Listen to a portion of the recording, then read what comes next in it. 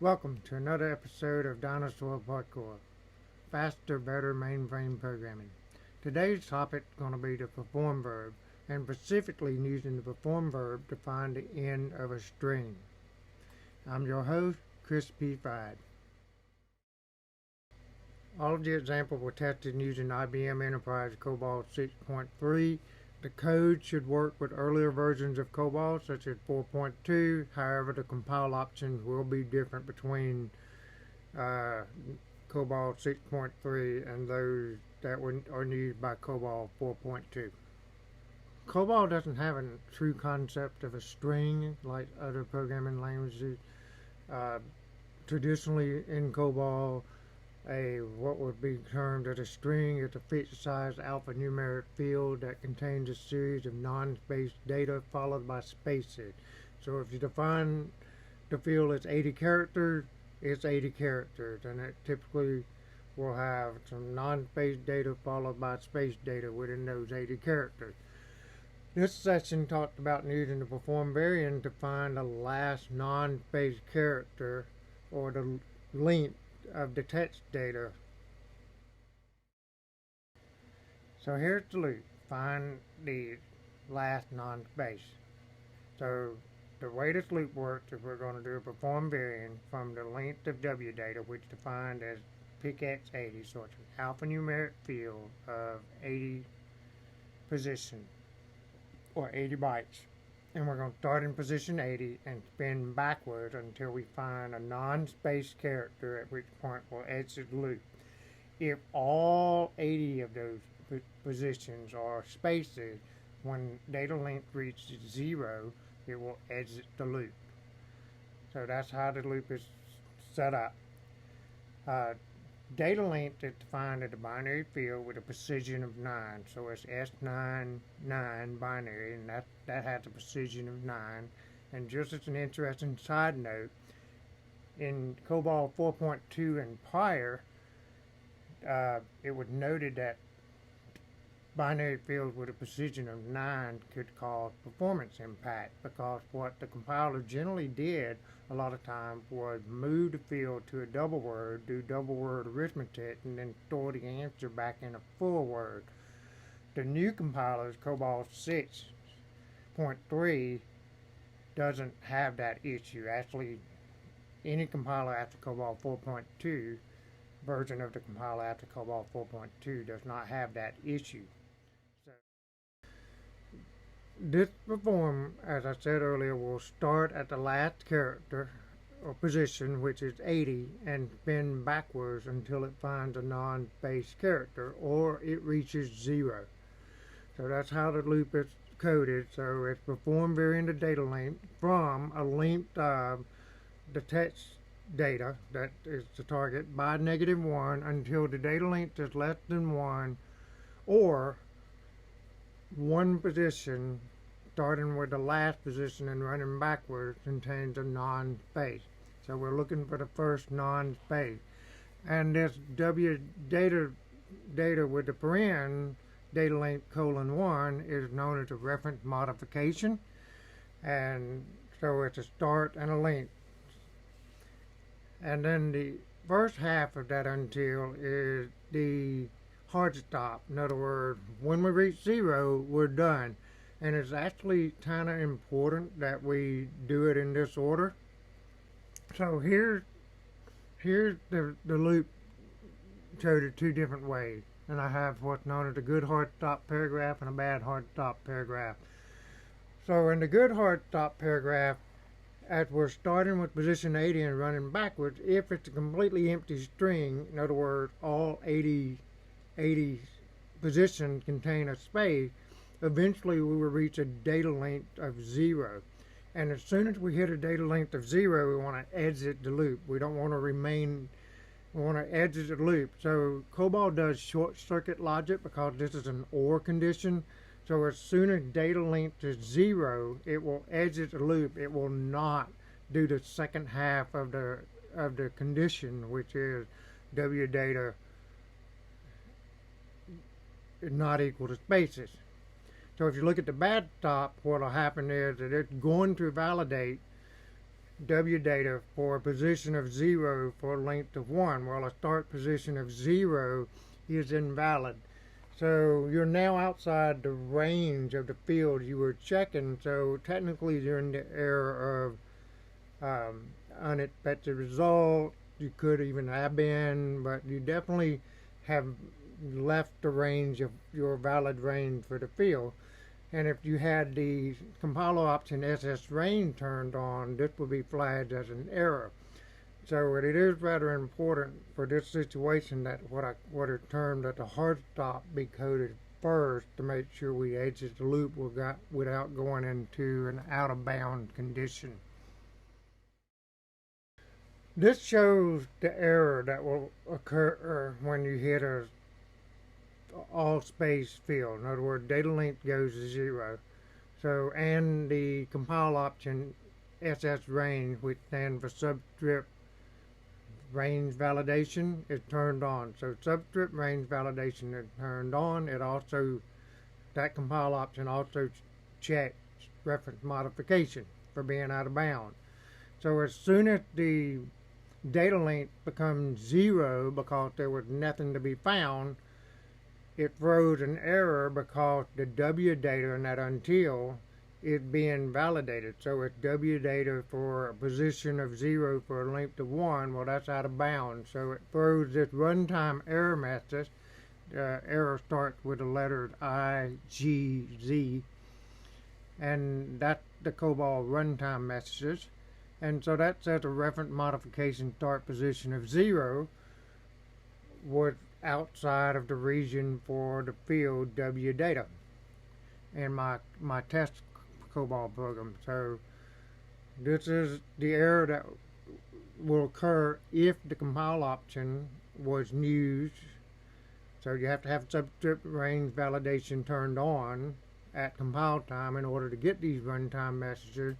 Otherwise, that check is not done, and so you literally will be doing something that's out of bounds. Now, in this particular program, you probably won't have any problem, but in other programs, depending on your logic, you may or may not, you may have problems. Because you may be looking at the wrong thing, something that is out of bounds.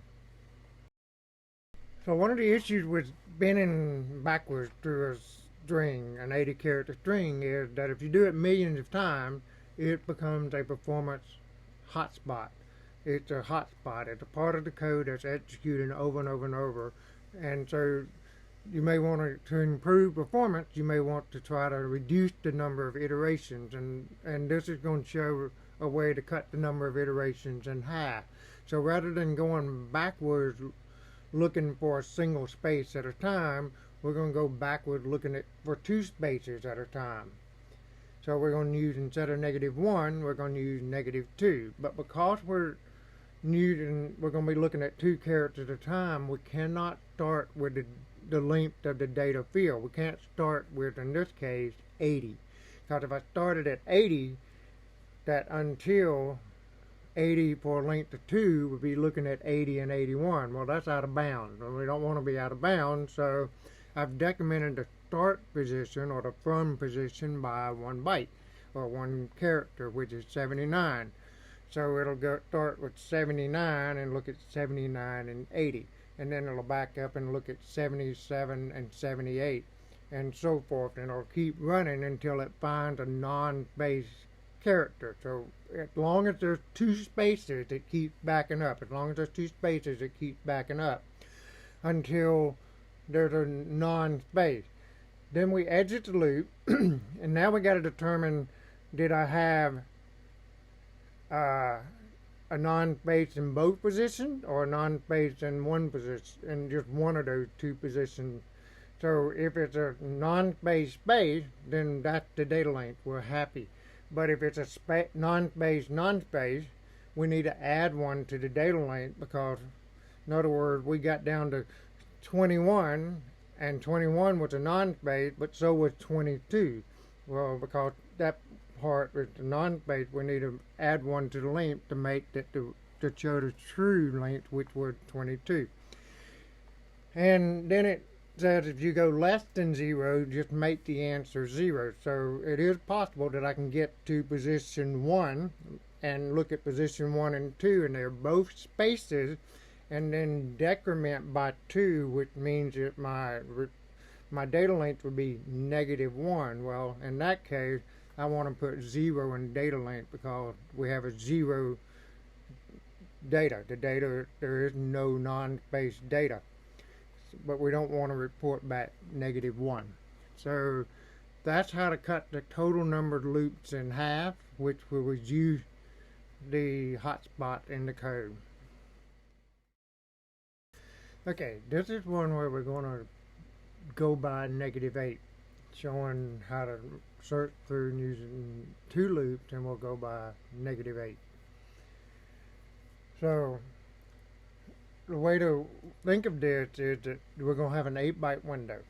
So we're going to go by -8. So we're going to basically have a 8-byte window. So we'll start looking at stuff, and off the top of your head you go 80 minus 8 is 72. Well, you don't want to start at 72 because you will not look at position 80 if you started at 72.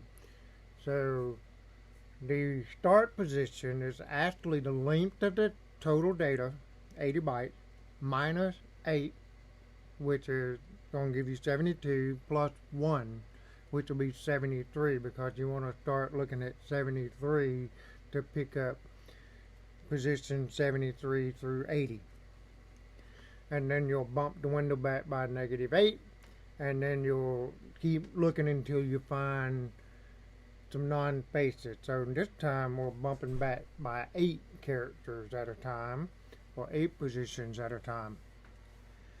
Once we find a non-spaced character, we'll exit the first loop, and then we're going to do a little loop where we run through by 1 to find the actual first non-spaced character. And this improves performance because we cut the loop down significantly more to 1/8 of what it originally was. So I've already talked about the start position, how that's the length of the data minus the length of the window plus 1. Well, when you get ready to do the loop by 1, you've got to get where in the window you are. Would be the start position of the window plus the length of the window minus 1. That would be the formula you need to do. So that's where that compute comes into play. So we're going to say, let's figure out the end of the window, so that we can get our new start position for our second loop. So we have a window, and somewhere in this window is non-spaced data. This shows an 80-byte alphanumeric field that contains data how now brown cow, and then we're going to show a little animation of how the 8-byte window moves across this data until it finds a non-space within those 8 bytes. The window starts in position 73 and looks at 73 through 80 and backs up by 8 bytes at a time until it finds a non-space, which is going to be in position 17. And at this point we exit the first loop and we do the compute statement, which is the 17 plus 8, which gives us 25 minus 1, which gives us 24. The second loop will start in position 24 and spin backwards by 1 position at a time, or -1, until it finds a non-spaced character, which will be the exclamation point in position 18. So what if the field is completely empty? In this example, the total field that can contain text data is 76 bytes long, and it's completely empty. It's all spaces. The window's going to start in position 69 and look at 69 through 76, and then you're going to bump backwards by 8 and keep bumping backwards by 8 until the window goes negative, and part of the window is going to be a negative category, and part of the window is going to still be over some data that hasn't been inspected yet. The compute statement is going to be -3 plus 8, which gives 5, minus 1, which gives 4. So the second loop is going to start in position 4 and go backwards by -1, looking at one position at a time, looking for a non-space, and this only contains spaces, so data length is going to become 0, and at that time the second loop is going to exit. Testing of the code. The code was fully optimized, and so in COBOL 6.3, the optimized keyword is controlled by the word op, saying opt, open paren, and the number 0, 1, or 2. Op2 means fully optimized. Op0 means no optimization. Op1 means light optimization. It might even be that the optimization is not hardware specific, but when you say Op2, this is full optimization, and it's hardware specific optimization. This is where the arch keyword comes in, which is short for architecture. Arch 13 means Z15 hardware. Arch 12 means Z14 hardware. I'm going to be testing on a Z15, so I'm doing Op2 with architecture of 13. Now, for production code, you want to consider carefully what your architecture level is, because you need to have it at the architecture level of the lowest machine in your shop, and do not forget that the DR site counts. That's in your shop. So if your ZR site is a Z14, you need to be compiling the code for Arch 12. Now, the actual test job itself contains 3 steps. The first step is the -1 iteration of the loop. The second step is the -2 iteration of the loop. And the third step is the -8 iteration of the loop. Each of these steps ran the same input data, which was 43 lines of text varying from 0 characters to 80 characters. I had one line that was 0 characters, maybe a couple of lines that were 2 at 80 characters, and all the other lines were some length in between. Now, I want to measure the CPU time and then see what the difference is between the -1 time and what the -2 and the -8, how much of a reduction I get. But in order to get enough run, or enough to get the CPU time up enough where I could actually measure it in a meaningful way, I had to scan each line 150,000 times. So the program will read the first line of data and then scan it 150,000 times. Then it reads the second line of data and scan it 150,000 times. And it repeats that for all 43 lines. And so then I get the CPU time.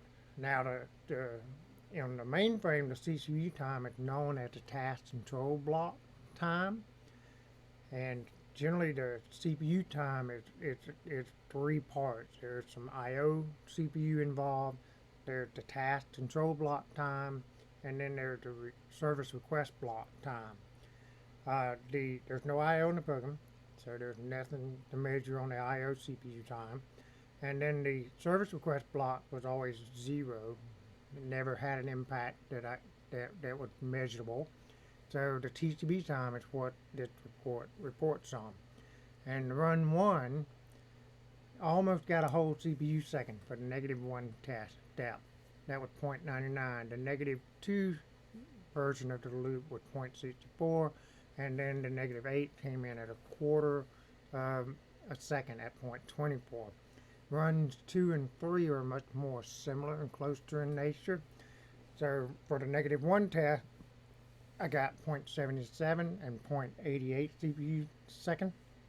And then -2 came in at a half a CPU second at 0.50 and 0.54. And then -8 came in at 0.26 and 0.32. So that's the result of the runs that I did. As you can see, that I had to run it 150 times for each one of those lines to get these measurements. So you got to factor in volume and other stuff to try to figure out which version of this loop is worth coding. I mean, if you're never going to run in production, the -1 is just an easy way to code it. But I tend to code the -2 for most all my programs, and then in production I try to determine if it makes sense to do something like the -8 window version of the code. It just it just depends on how much I think the code is going to run and how large the string is that I'm scanning.